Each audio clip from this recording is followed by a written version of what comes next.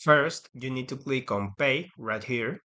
On this screen, you need to click on Send, and now you can either transfer the active to another user using their phone or email, or you can do the transfer using their Binance ID. In this case, I'll use the second option. Now you can either write the number down or paste it, but in order to paste it, you need to long press the text box and select Paste, just like this.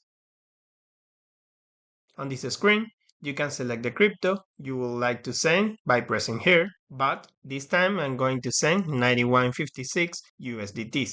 This is the review screen. Here, you need to double check all the transfer related info, and if it's okay, then we press on confirm. Now, depending on the features you have enabled, it will randomly ask you for a way to confirm this transfer. It can be a 6-digit PIN, like in this case. It can also ask you for a randomly generated code from the Authenticator app, or it can ask you to use your smartphone's biometric capabilities. We confirm this, and this is the confirmation you get when the transfer goes well. You can now take a screenshot of this information to share with the other party.